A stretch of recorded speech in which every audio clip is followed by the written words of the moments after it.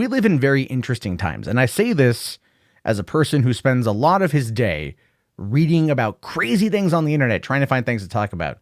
And this one I caught last night, and I feel really bad for the guy involved here, this guy named Carson King, who tried doing a good thing, and that was until cancel culture came for him, and now he is kind of dealing with things that he has done in his past a long time ago that were brought up for, I think, probably the stupidest of reasons.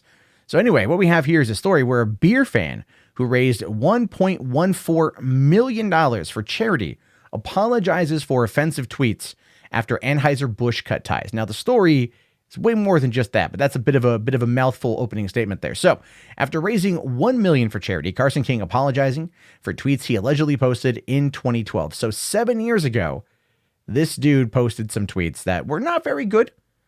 They were jokey. They were referencing something else.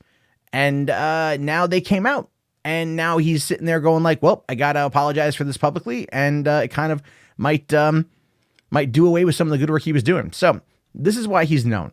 His story previously made headlines after the Iowa resident initially raised thousands of dollars by holding up a sign asking for beer money on ESPN's Game Day. King's story gained attention, especially after he pledged to donate the money to a nearby children's hospital. And he did. He had a Venmo, I think it was. A lot of people donated into it. And then he gave the money to charity like a good person. Then, unfortunately, he's now issuing a statement about some tweets that were resurfacing. And this is what he says. Hello. It was just 10 days ago that I was a guy in a crowd holding a sign looking for beer money on ESPN Game Day. Since then, so much has happened, especially when I announced all of the money would be donating to the Stade Family Children's Hospital in Iowa City. Thousands of people donated money, and today the account is at $1.14 million. Much of this happened thanks to social media. It has the power to bring people together for a common good, which it does, which social media does, but more often than not, we look for cancel culture these days because that's just where things have to go. And this is an exact reason for this. And he says here, it also can make your life very public. And that's why I wanted to share that with you, that 8 years ago, when I was a sophomore in high school, I made some social media posts with my friends that quoted in reference to show Tosh.0. One of those posts brought to my attention by a member of the media today. I had no recollection of it, and rereading it today, 8 years later, I can see it was an attempt at humor that was offensive and hurtful. And if you ever watched Tosh.0, yeah, that's like half of it's like hurtful because it's not funny. Thankfully, or he says here, I am embarrassed and stunned to reflect on what I thought was funny when I was 16 years old. I want to sincerely apologize. Thankfully, high school kids grow up and hopefully become responsible, caring adults. I think my feelings are better summed up by a post from just 3 years ago, July 8, 2016, saying, until we as people learn that racism and hate are learned behaviors, we won't get rid of it. Tolerance towards others is the first step. Saying, I am sharing this information tonight because I feel responsibility to all those people who have donated money. I cannot go back and change what I posted when I was 16. I can apologize and work to improve every day and make meaningful differences in people's lives.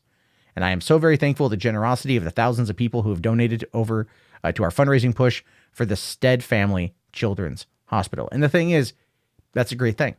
Children's hospitals always need money. Kids need help. That's a reality of the world we live in. So, referencing some old tweets, Anheuser-Busch pulled out. A lot of people are on Twitter, applauding this, saying Anheuser-Busch did the right thing. Did they do the right thing? I mean, it's an honest question. Did they do the right thing? Because the right thing is to help the kids, right? And clearly, Carson King is not who he was 8 years ago. No one is who they were 8 years ago. And if you are still the same person as you were 8 years ago, that's a damn problem, right? People stumble and they fall all the time, 100%, but it's like, who I was 8 years ago, 8 years ago is not who I am today. Missteps along the way. I look back at my life back then. I'm not the same person at all. I mean, it's vastly different night and day. But unfortunately, there are people out there that don't want to let that up because they want to hold it over your head, which is very fascinating. And that's where we come to the Des Moines City Register here. Now, the Des Moines City Register, which is the newspaper that outed this is their explanation for why they released those old tweets. Now, first they did bring it to his attention, by the way, to let him know we found these old tweets. But the question is, why? If you're doing a profile on him, who he was when he was in high school is irrelevant to who he is now. But again, cancel culture and, well, media clicks and things like that. But this is what they say. Some of the toughest decisions in journalism are about what to publish or not. People around the nation have been captivated by the heartwarming story of Carson King, the 24-year-old Iowan whose handmade game day sign asking for beer money prompted hundreds of dollars in donations. And then when he decided to donate the money to the Stead Family Children's Hospital, hundreds of thousands of dollars poured in. On Monday evening, a registered reporter, Aaron Calvin, and pay attention to that name, was assigned to interview him for a profile. On Tuesday, as he worked to write the story, he did a routine background check on King that included a review of publicly visible social media posts. Imagine going back 8 years in somebody's social media post in order to find a gotcha. Now, what you also have to understand, and this is just kind of a quick side note, where the internet was in regards to social media, where Twitter was in 2012, and that whole era from like 2010 to 2013 was in a vastly different place than it is now. Edgy culture, edgy humor, really edgy humor was what people were attempting to do back then because they thought that could get them, well, clout and get them attention, to get them clicks and get them money. That was a lot of it back then. And we know this, but of course, if you notice how a lot of these things like James Gunn and Carson King here, 2012 was kind of that year. Does it ever maybe occur to anyone that perhaps there's a reason why that year was a solid year for that? Because of where social media was when coming into the public zeitgeist? Anyway, or being a part of the public zeitgeist?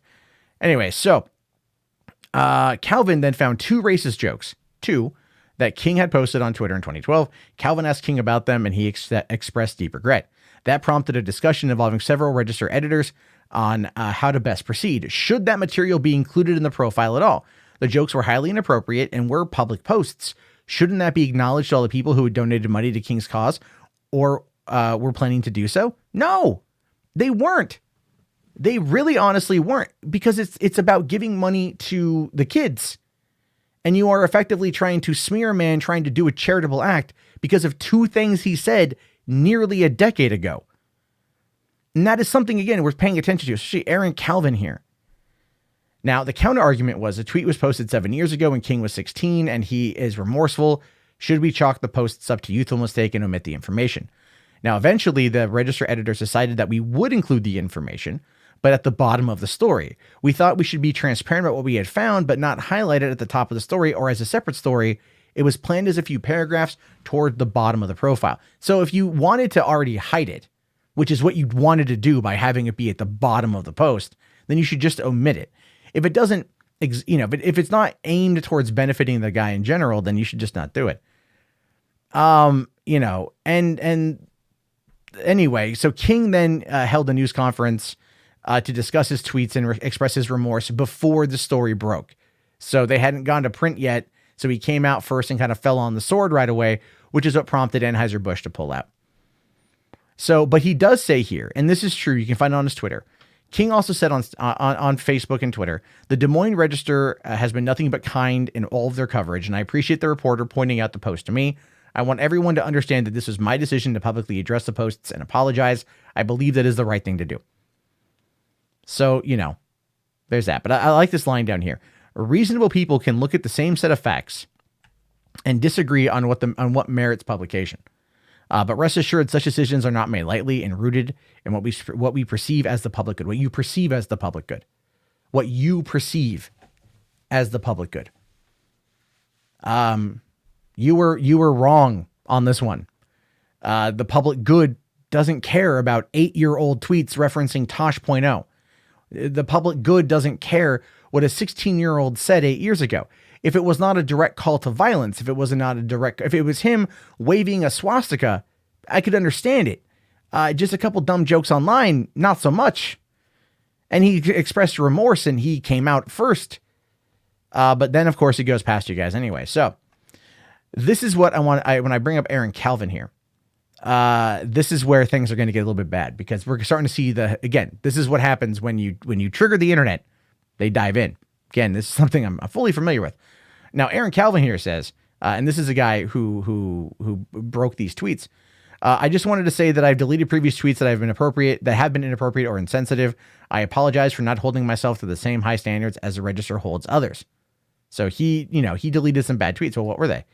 Let's see here. He said back in 2013, oh yeah, what around that time I was talking about, right? I want to grow up and read sex scenes to high schoolers like are gay. Or retweets D. Valentino, who says here, too many of these, well, I ain't going to say that word, Too many of these bitch made nowadays. Don't pardon my French. Right. So this is a retweet back in the day when you had to manually copy the text and put it in there with the RT. Then, of course, he's not a big fan of police here and everything else. The whole point I'm trying to get through here is that Carson King made mistakes, as everyone in this world makes mistakes. He's trying to do something good for children. That should be the story. We should not be talking about his old tweets because they don't matter. In the grand context of life, they don't matter. Is who he was 7-8 years ago who he is today? The answer to that is clearly no. If he was a selfish, dumb 16-year-old kid who was sitting on $1.14 million in charity money, decided to keep it because he could if he wanted to, then that could be a douche thing to do, and you call that out. But he came out ahead of time, fell on his sword ahead of time in order to attempt to mitigate damage. That's a private person that has to come out and uproot his entire existence until the end of time because they uncovered 2 jokes that they didn't like. I mean, part of me says, welcome to the internet. This is how it is. But it's not a good part of the internet. It's not how it should be. It's not how it should be. He's not out there on the internet every single day talking about stuff. He's not in there. He's not in the public spotlight. He is a limited person. He's a limited public figure, I think is the term. And now his entire life, he's going to be known as the guy who referenced Tosh 2.0 or Tosh.0 and said a couple things that were deemed as inappropriate, offensive, and potentially racist. And I haven't seen the tweets. I don't know what they say, so I can't find him. But he wants to help the kids. And at the end of the day, that should be the story.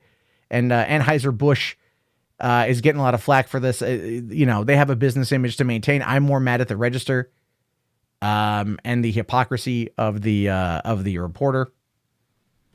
And we'll have to wait and see what happens. But again, I leave it to you, your thoughts, your opinions on this one. How do you feel about this? Do you feel that that Carson got done dirty, or do you think that the reporters are just doing their job? Let me know down in the comments below. Again, I'm very fascinated to know your thoughts and opinions on this one. If you guys haven't already, please thumbs up the video or dislike the video. Either way, tell me why in the comment section. If you made it this far, type in King into the chat so I know. If you want to help support the channel, become a channel member. Link below in the video description. YouTube will probably demonetize this because, it's news that people talk about, and they don't want anyone to do that and make money. So there we go. I'll talk to you guys later. Have a great day, and peace out.